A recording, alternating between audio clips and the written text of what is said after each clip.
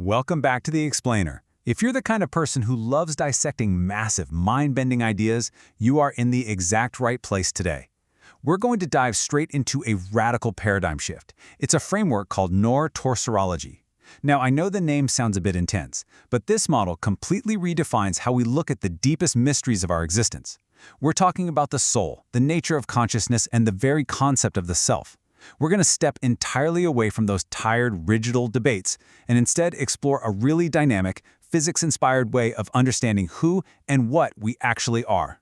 Here is our roadmap for the journey. First up, we'll tackle the mystery of the self. Then, we'll reframe reality as a trajectory. From there, we'll look at the emergence of consciousness, explore the stable edge of chaos, and finally, we'll wrap up with the ultimate fight against entropy. All right, let's jump right into Section 1, the mystery of the self, and what exactly creates the ego. What creates the self? I mean, really think about it for a second. From ancient theology all the way up to cutting-edge modern neuroscience, humanity has constantly tried to explain what the soul is, what consciousness is, and why you feel like you are existing in this exact moment. Honestly, it's pretty much the ultimate puzzle of human curiosity. Historically, we've kind of been stuck in these binary ways of answering the question. You've got classic materialism on one side, right? That argues consciousness is literally just a byproduct of neuron activity. Bam, there is no soul. Then, on the complete opposite end, classic theology treats the soul as this divine gift, a supernatural entity entirely separate from the physical body. And lately, we've even got modern computer models treating the human brain like it's just wetware processing information. But noirtorology, it proposes a fascinating middle path. It argues that the soul and consciousness aren't totally separate from matter, but they aren't just mere matter either. Instead, they're emergent phenomena. They are self-sustaining trajectories characterized by emergent recursive cohesion. Now, if that sounds like a massive mouthful, don't worry. We're going to break down exactly what that means right now. To really get this, we have to shift our core paradigm. So, moving to Section 2, reality as a trajectory. Let's look at dynamic structures. Okay, let's really dive into this, because this quote just brilliantly captures the heart of the whole theory. A storm is not its individual gas molecules, but it exists. Under noirtorsorology, reality isn't just a collection of static physical objects bumping into each other. Everything exists as a dynamic relational structure, trajectories and attractors.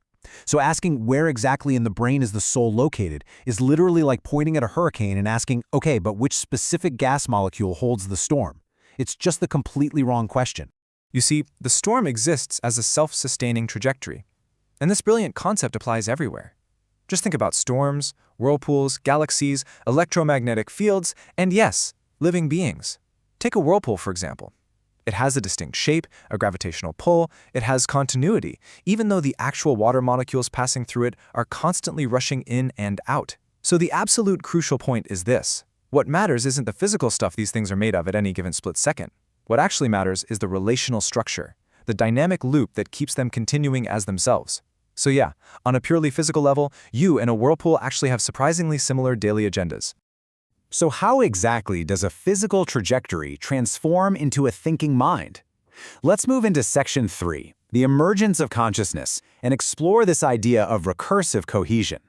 Let's walk through the exact steps of how inanimate matter actually scales up into a mind. Step 1. You have inanimate matter, chemical reactions, ATP, oxygen, neurons just flowing around. At this base level, there's no self at all. But then, in Step 2, when this system reaches an incredibly high level of cohesion, stability, and continuous memory, something entirely new happens. Step 3 is the magic moment, the emergence of recursive cohesion. The system stops merely reacting to its environment, like a domino falling, and it actually starts recognizing itself. It begins to model itself, distinguishing between me and not me. Consciousness isn't a physical object you can hold in your hand. It's a systemic emergence.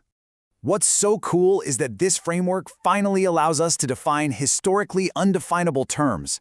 Under the Noir lens, the soul is no longer this mystical ghost. It is very clearly defined as the continuity of an identity trajectory, self-sustaining over time. And consciousness? That's just the emergent structure of that exact system, recursively mapping itself. Basically, it's the feeling of a trajectory desperately trying to continue its own existence. And we know this trajectory model makes total sense because of what happens when that dynamic structure gets disrupted in the real world. We've all seen these very real human experiences. Severe brain damage can fundamentally alter a person's personality. Extreme memory loss blurs the ego. Even a simple lack of oxygen drops the trajectory's cohesion instantly, and bam, you lose consciousness. You can even view severe depression as the identity attractor beginning to collapse. When those internal feedback loops dissolve and the trajectory drifts too far off course, the self falters. So where do living beings actually fit into the broader physical universe? Let's shift into Section 4, the stable edge of chaos, which is also known as the semi-crystalline zone. If stability is the goal here, you might be wondering, why is the living organism conscious but a rock isn't? Well, consider a rock. It has a completely locked trajectory, ultra-high cohesion, super low entropy. It's perfectly stable, sure, but has absolutely zero capacity to learn, to drift, or to restructure itself. A living organism, on the other hand, is softer. We operate with higher entropy. We are just unstable enough to adapt, to repair, and crucially, to recursively map ourselves. So the big takeaway here is that consciousness can literally only emerge at what the model calls the stable edge of chaos, that semi-crystalline sweet spot. Think about it. If the trajectory is too chaotic, cohesion never forms, and the system just falls apart. But if the trajectory is too frozen, like our rock, recursive feedback and self-modeling are completely impossible. You need this exact, delicate balance of dynamic cohesion for an identity to exist without just dissolving into pure entropy. And to demonstrate the actual scientific rigor behind this philosophical model, the source material lays out some specific Noir metrics. For instance, you have variables like trajectory cohesion, which measures exactly how well the identity holds together, or drift entropy, tracking how far the identity strays from its core attractor. And identity durability, basically your ability to remain you through massive life changes. It literally frames the subjective human experience into quantifiable relational physics, which is just incredible.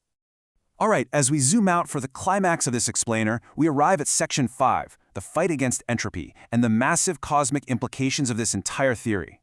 Under noirtorsorology, we get to totally reframe our most basic biological instincts. Take reproduction, for example. Under this model, it's not just a hormonal reaction or some basic animal instinct. At the absolute deepest level, it is an identity trajectory's ultimate strategy.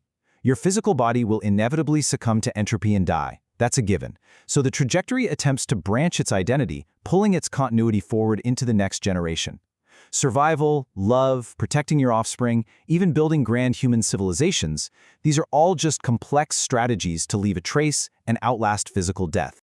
Now, this absolute requirement for structural memory also perfectly explains why the source text argues that sci-fi concepts like pure plasma life or pure energy beings are highly unlikely. Sure, a plasma cloud is dynamic and beautiful, but it drifts entirely too strongly.